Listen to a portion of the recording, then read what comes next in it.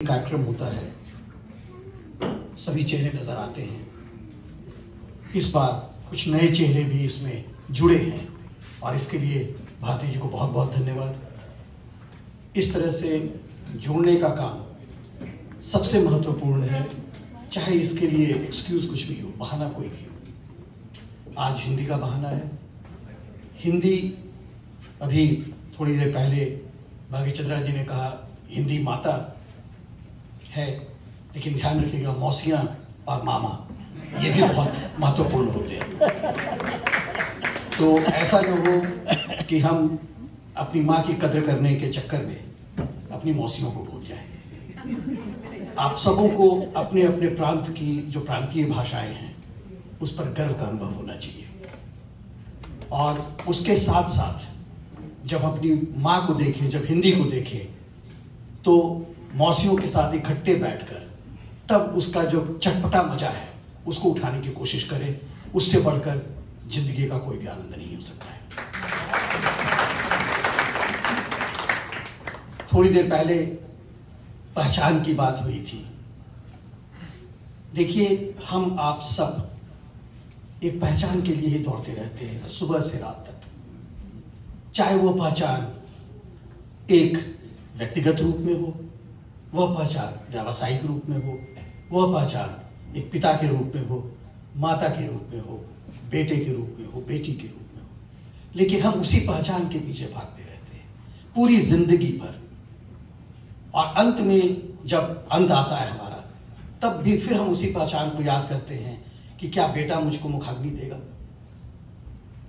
तो जब ये पहचान की बात हम करते हैं तो यह मानकर चलें कि हिंदी हमारी पहचान है, लेकिन उसी समय हिंदी की पहचान भी हमसे है। तो जब तक यह सामंजस्य नहीं स्थापित होगा कि हिंदी से हम जाने जाएं, हिंदी हमसे जानी जाए, तब तक हम हिंदी के विकास को और आगे नहीं ले जा पाएंगे।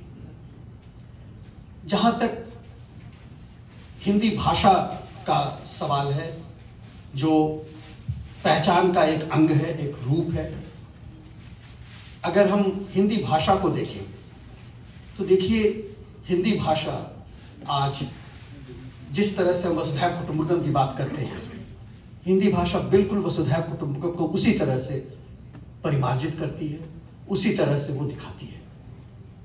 हिंदी संस्कृत से शुरू हुई, आप लोग सब हिंदी से भी हैं, हिंदी भाषा भाषी हैं, लेकिन जैसे जैसे ये बड़ी नदी आगे बढ़ती चली गई, बहुत सारी छोटी नदियां इसमें आकर मिली, कुछ नाले भी मिले, और यह नदी ने यह नहीं कहा कि इन नदियों को, छोटी नदियों को मैं नहीं अपने अंदर समाने दूंगी। सभी ये नदियां उसके अंदर समाई, तब एक आगे चलकर हिंदी का अपना वसुधैव कुटुंबकम स्थापित हो पाया। यह बहुत जरूरी है कि हम हिंदी की सेवा करते करते यह नहीं भूल जाए कि हमें एक वैश्विक नागरिक भी बनना है। और जब वैश्विक नागरिक बनने की हम बात करते हैं तो यह अनिवार्य है कि हम अपनी संस्कृति, अपनी सभ्यता, अपनी भाषा, अपने समाज की इज्जत तो जरूर करें, लेकिन दूसरे समाज, दूसरी भाषा, दूसरे विश्व की, दूसरे देशों की भी इज्जत बखूबी उसी ढंग से करें।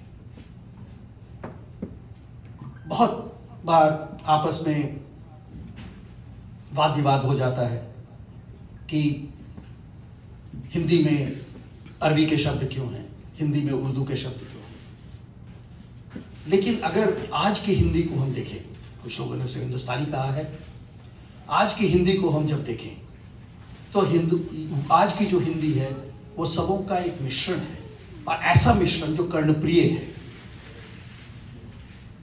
अन्यथा हम आज भी संस्कृत बोलते होते। आखिरकार हिंदी की आवश्यकता क्यों पड़ी? इसलिए पड़ी क्योंकि हम जिस समाज में रहते थे उस समाज के अनुसार अपने आप को जाना जाने देना चाहते थे, और उसके लिए अनिवार्य था कि हम ऐसे माध्यम को अपनाएं, चाहे वो बहुत ब्रज है, अवधी है, मगही है, मैथिली है, भोजपुरी है, ऐसे माध्यम को अपनाएं जिस माध्यम के मार्फत हम एक दूसरे को समझें और अपने आप को समझा पाएं। इसलिए जब हम हिंदी की बात करते हैं, तत्सम शब्द बहुल हैं हिंदी में, इसमें दो मत नहीं है, लेकिन तद्भव का, देशज का, विदेशज का, भी वही महत्व है अपनी आज की हिंदी भाषा में जो कि तत्सम शब्दों का है। तो इसलिए जब हम इसको अपनी अगली पीढ़ी को सौंपते हैं, धरोहर किसी ने कहा, बहुत अच्छा शब्द है, जब इस धरोहर को हम अगली पीढ़ी को सौंपते हैं तो इसका ध्यान रखें कि उसके लिए क्या आसान होगा और तब उसको सौंपे। इसलिए मैं बार बार यही चीज कह रहा हूं कि हिंदी एक भाषा है, बहुत समृद्ध भाषा है।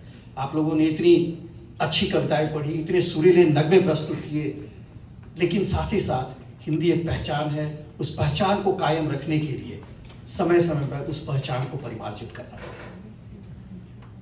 जिस तरह से उसे हम संशोधित करेंगे, परिमार्जित करेंगे आज की आवश्यकता के अनुसार, हमारी पहचान कभी नहीं बदलेगी और कोई यह नहीं कहेगा कि हम आपकी पहचान में शामिल नहीं होना चाहते हैं। तो मैं ऐसे ही कुछ अपने विचार रख रहा था आपके सामने।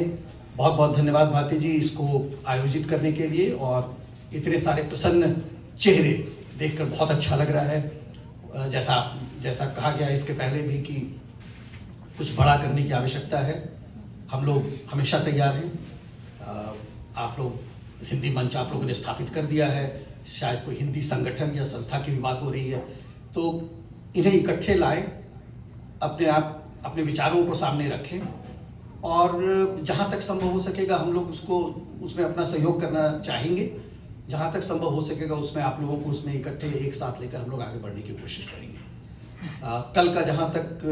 कल की बात हुई थी और श्री राम के बारे में कुछ भजन तो मैं नहीं कहूँगा, लेकिन तो देखिए कल की भी फिर वही बात है, वो वसुधैव कुटुंबकम में हमेशा ध्यान रखिएगा। श्री राम प्रवासी आपने नाम रखा, श्री राम बहुत बड़े प्रवासी थे। वो अपने देश को छोड़कर पहले तो शादी करने दूसरे देश गए, उसमें मिथिला दूसरा देश हुआ करता था, तो वो अप्रवासी थे और इसलिए आप उनमें देखेंगे कि वो जहां भी गए उसके अनुसार अपने आप को ढालने की उन्होंने कोशिश की, और न कि अपने को बलपूर्वक वहां के लोगों पर लादा।